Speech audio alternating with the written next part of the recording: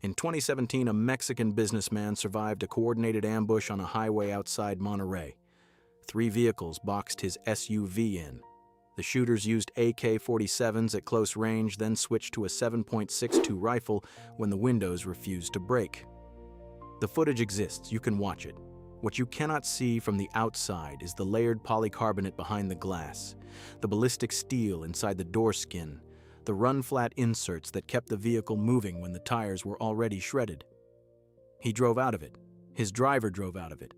The attackers emptied magazines into a car that, from 10 feet away, looked exactly like every other black SUV in the city. That is the point of an armored vehicle, not to look armored.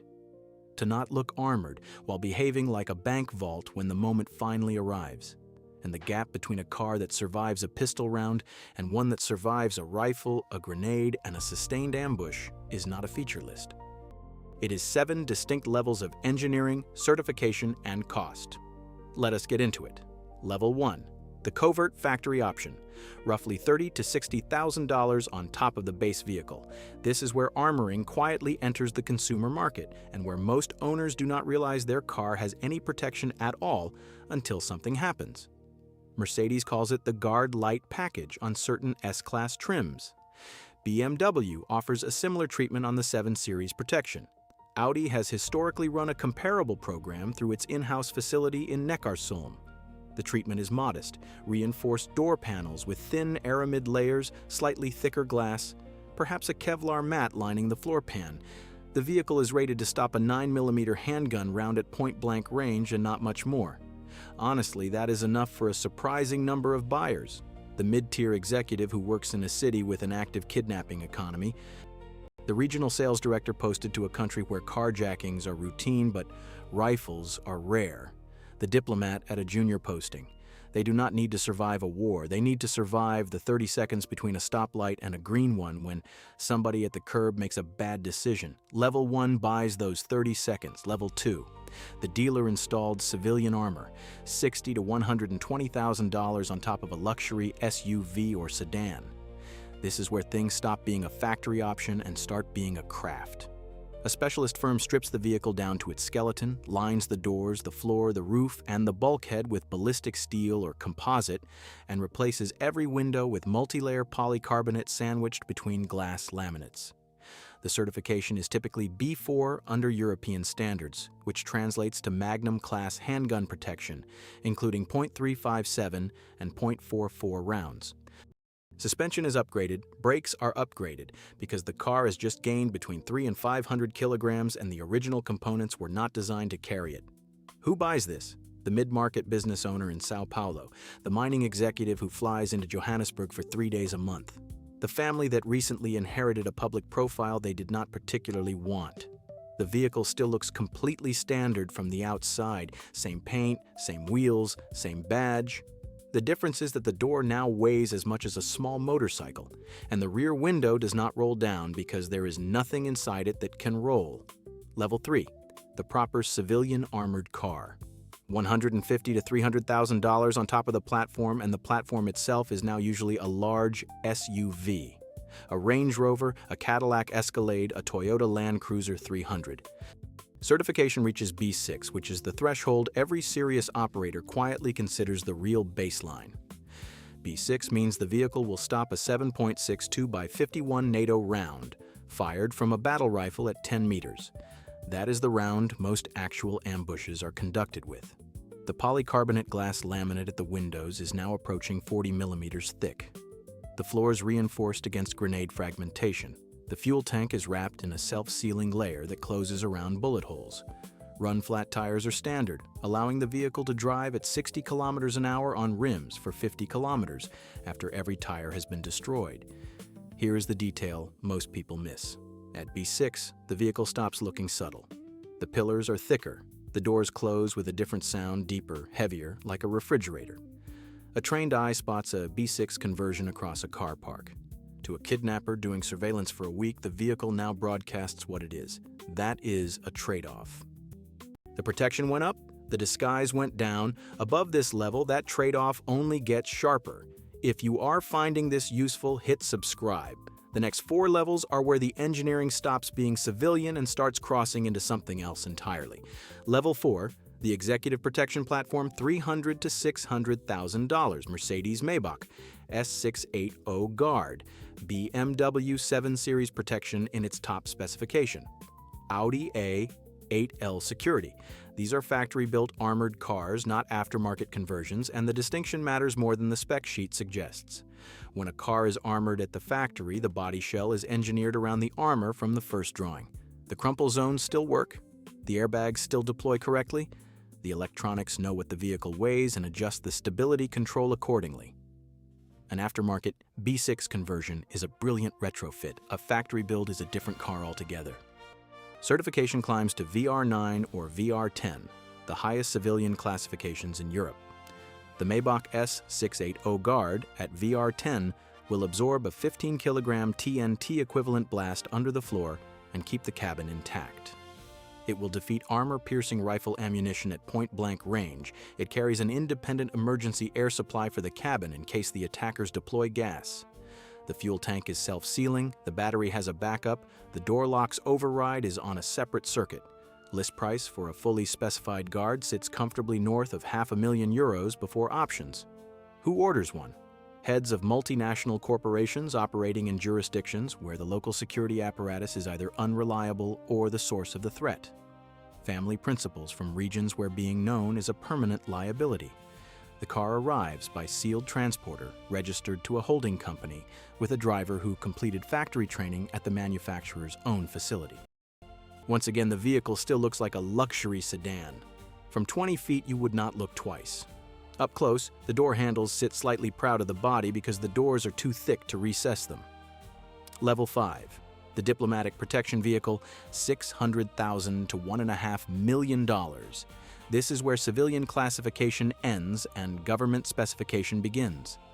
Cars at this level are commissioned by foreign ministries, by intelligence services, and by a small number of private security firms that work exclusively with state-level clients. The chassis is usually a custom Mercedes G-Class, a Cadillac platform built on the presidential template, or a bespoke Land Rover constructed by a Tier 1 armoring house such as Incas, Strite, or Centagon. The protection level reaches VR10 or beyond, but the meaningful upgrade is no longer ballistic. It is everything else. The cabin is now a sealed environment with overpressure ventilation, the same technology used on chemical warfare-rated armored personnel carriers. If something is released outside the car, nothing gets in. The exhaust is rerouted to prevent it being plugged. The undercarriage carries blast plating rated against IED fragmentation. Communications include encrypted radio, satellite uplink, and a panic system that signals a defined response team automatically the moment a button is pressed. The vehicle now weighs between 4.5 and 5 tons.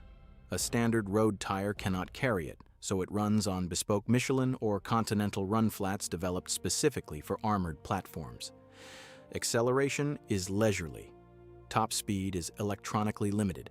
Range between fuel stops is reduced by roughly a third compared with the donor vehicle, none of which matters because at this level, the car is no longer designed for the convenience of the passenger.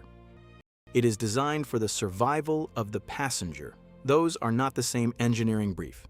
Level 6, the principal vehicle, $1.5 to $4 million per unit, and they are not sold individually, they are sold as fleets.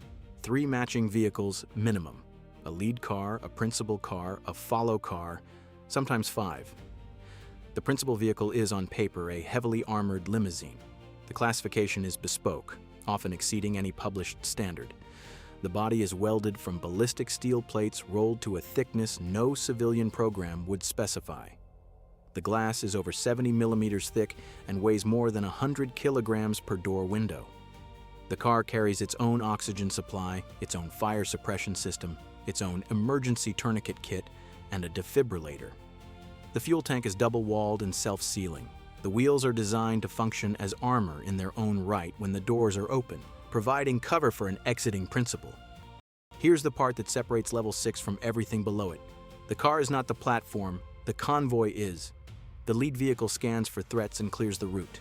The principal vehicle carries the protected person. The follow vehicle carries the response team and the counter-assault capability. The three communicate continuously on an encrypted network. Defensive driving is choreographed across all three. If the principal car is disabled, the follow car executes a predetermined extraction. If the route is compromised, the lead car forces an alternative. None of this is improvisation. It is rehearsed for months before the principal is ever allowed to sit inside. Who operates at this level? National leaders of medium and large states, royal families, a small number of private individuals whose net worth and threat profile have intersected to the point where they essentially require a personal security detail equivalent to a minor head of state. Level 7. The state limousine.